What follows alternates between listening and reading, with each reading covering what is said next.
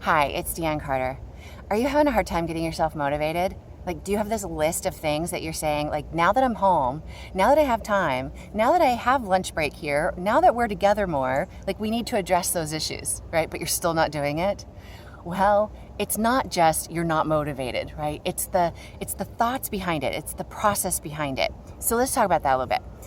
When we're just normally busy, right, it's easy for our thinking mind on the surface to say, like, well, that just happened because it was a stressful day, or this extra thing happened, or I don't have time, right? And that seems like it completes the issue, like we understand it. It creates certainty, like, okay, that's why the relationship is the way it is, or I'm not feeling satisfied, or I feel stressed. Except that's not it. There's something deeper. It's like we need to invite our enemies to tea. We need to invite the parts of us that resist or don't get those things done, or avoid, or get on Facebook and avoid, or whatever else you do to distract yourself. And we need to invite those parts to tea.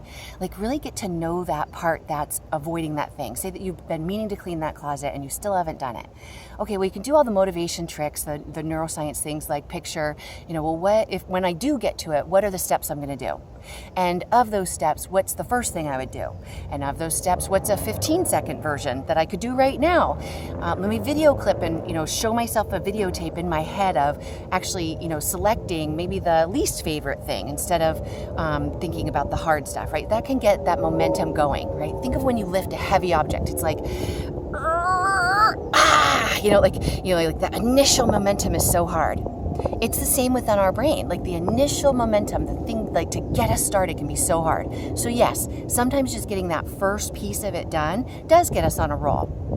Except then there's some things that are a little tougher that we continue to avoid, like those tough conversations, those relationship issues, or the metaphorical closet, right? Whatever that is for you. So what do you do about it?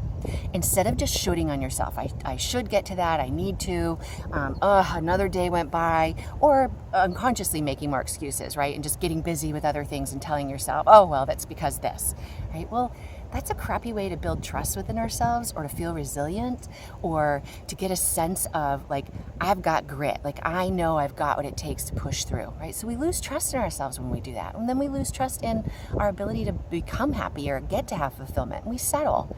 Well, that's never happy, right? So you have a why in the road right now. And both are going to be uncomfortable. One way is to do the same excuses or the same trying to push yourself or another and getting the same result, right?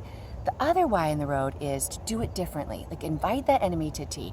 Really sit in that resistance. Like, imagine yourself doing that thing you don't want to do and feel the resistance, and just curiously observe it as if you had just met somebody and you're like, oh, well, that's fascinating. Maybe they're from a different culture, or like in Eastern cultures, sometimes like the view of love is like, I just love this person, it's not in my control. Whereas the Western view of love is more like, this relationship needs to serve me. I know it's totally oversimplifying, but just, like, oh, how fascinating that you view it more like this. And so get to know that part, because then you'll get to feel oh, this is a fear.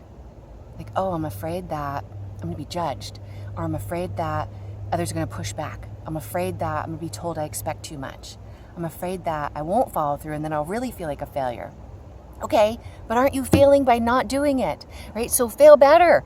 Fail, F-A-I-L, feedback and its learnings. Like, try anything and then be an observer while you're doing it. Like, okay, so here's what I'm doing so far, and here's how it's going or not going, and that's curious. I wonder what that's about, or what else I could do here, right? It keeps you moving in a different direction so you'll get a different result.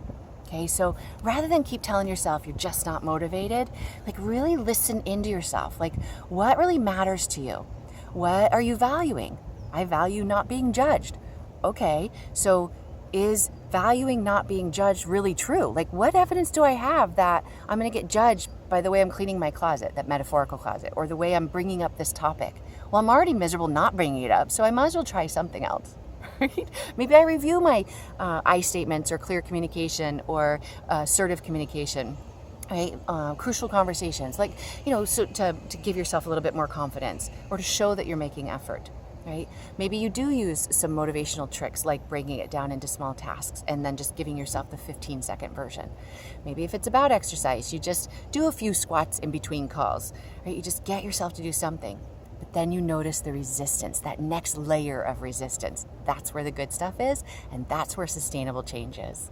So play with it. Let me know what you think.